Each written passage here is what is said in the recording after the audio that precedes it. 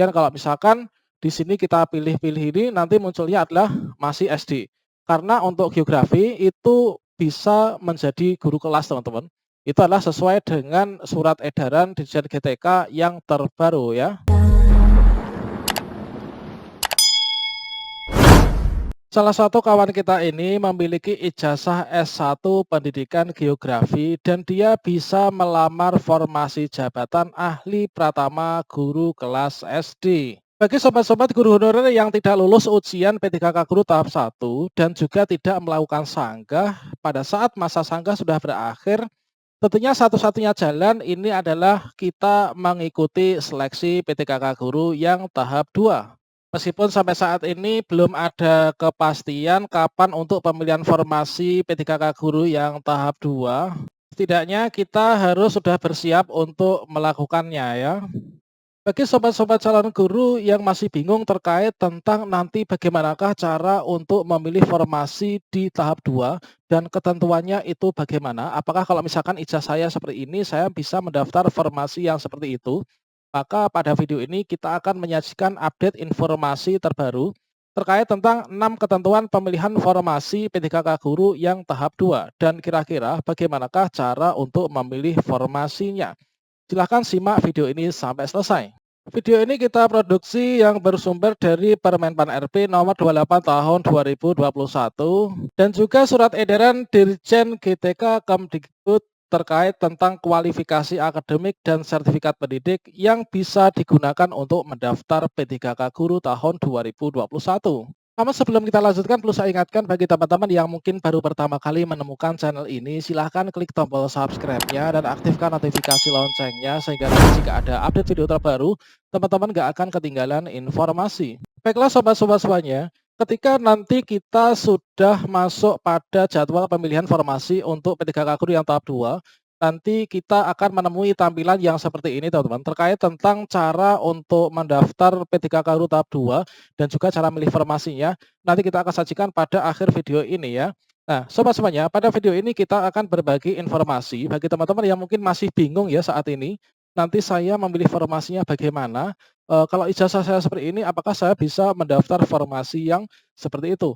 Nah, pada video ini kita akan melihat yaitu 6 ketentuan pemilihan formasi P3K Guru di tahap 2 yang kita lihat dari Permenpan RP nomor 28 tahun 2021. Dan nanti kita akan simulasikan terkait tentang cara memilih formasinya ya.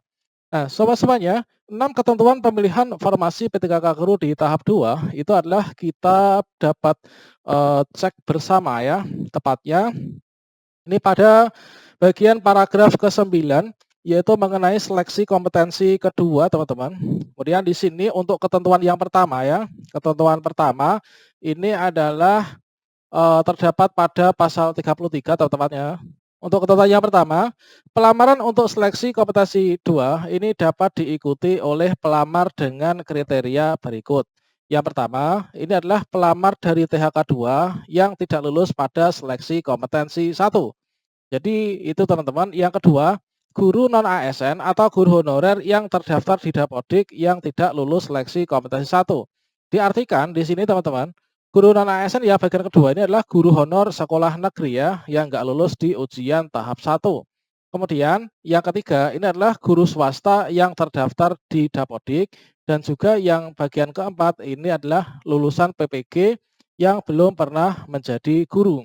Kemudian untuk ketentuan yang kedua teman-teman, ketentuan yang kedua, pelamar sebagaimana dimaksud pada ayat 1 tadi, A dan B ya, ini melakukan pemilihan kebutuhan ulang pada SSC ASN. Nah, artinya pelamar nomor 1 dan kedua itu adalah dari teman-teman guru honor sekolah negeri dan juga THK 2 yang tidak lulus di ujian tahap 1. Ini di tahap 2 nanti memilih ulang formasinya yang masih tersedia tentunya ya.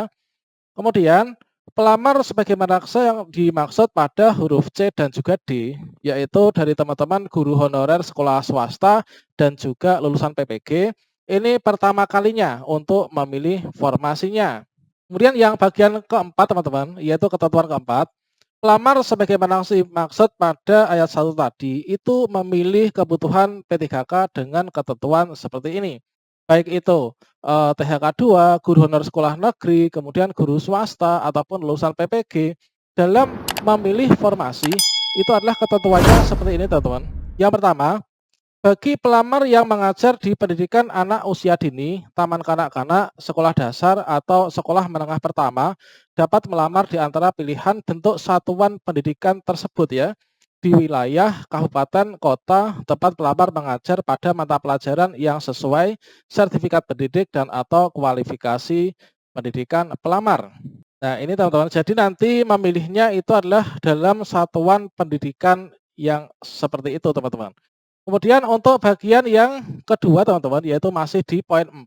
Nah, di sini bagi pelamar yang mengajar di sekolah menengah atas, sekolah menengah kejuruan, atau sekolah luar biasa dapat melamar di antara pilihan bentuk satuan pendidikan tersebut di wilayah provinsi tempat pelamar mengajar pada mata pelajaran yang sesuai sertifikat pendidik dan atau kualifikasi pendidikan pelamar.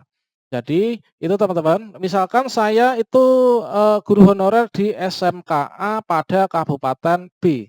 Itu nanti saya boleh kalau misalkan ingin melamar SMKC di Kabupaten C, yang penting masih dalam satu provinsi yang sama, teman-teman. Jadi seperti itu ya maksudnya. Kemudian, berikutnya, bagi provinsi yang memiliki kewenangan mengelola sekolah pendidikan anak usia dini, TK, SD, kemudian SMP, SMA, SMK, dan SLB, pelamar yang mengajar di sekolah pendidikan anak usia dini, taman kanak-kanak, sekolah dasar, sekolah menengah pertama, sekolah menengah atas. Nah, ini nanti dapat melamar di antara pilihan bentuk satuan pendidikan tersebut di wilayah provinsi tempat pelamar mengajar pada mata pelajaran yang sesuai sertifikat pendidik dan atau kualifikasi pendidikan dari pelamar, teman-teman. Kemudian pada bagian D, masih di poin 4, yaitu pelamar pada kriteria 1 huruf D dapat memilih kebutuhan, yaitu ini siapa teman-teman? Yaitu lulusan PPG ya. Bagi pelamar dari kalangan lulusan PPG dapat memilih kebutuhan P3K di sekolah yang sesuai dengan domisili pelamar dan sertifikat pendidik dan atau kualifikasi pendidikan pelamar, teman-teman. Oke, itu adalah nomor 4. Kemudian bagian yang nomor 5, panitia penyelenggara seleksi ini akan melakukan verifikasi untuk melihat kesesuaian antara syarat jabatan dengan kebutuhan P3K yang dipilih ya. Nanti akan diverifikasi, teman-teman, oleh sistem yang ada. Kemudian berdasarkan hasil verifikasi sebagaimana dimaksud itu, nanti panitia seleksi mengumumkan pelamar yang berhak mengikuti seleksi kompetensi 2. Tentunya didasarkan pada formasi yang dilamar dan juga pada kualifikasi akademik dan atau sertifikat pendidik yang dimiliki. Mungkin bagi teman-teman yang merasa bingung ya, kok ruwet banget gitu ya, peraturannya agak sulit. Jadi kalau misalkan kita bingung, maka kita nggak perlu risau, teman-teman.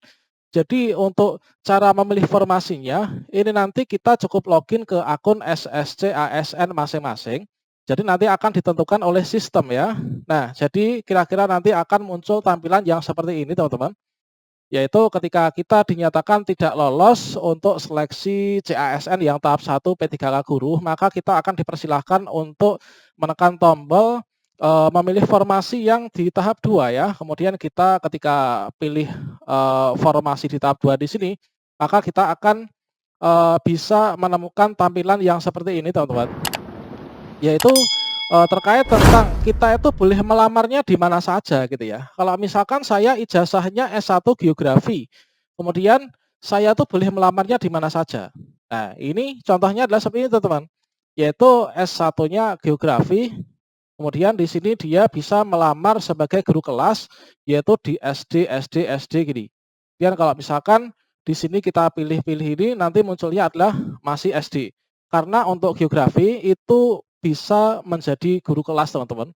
Itu adalah sesuai dengan surat edaran Dirjen GTK yang terbaru ya. Jadi kalau misalkan teman-teman saat ini masih bingung, saya itu boleh melamar di SD, SMP, atau SMA atau tidak, maka nanti yang menentukan ini adalah sistem, teman-teman.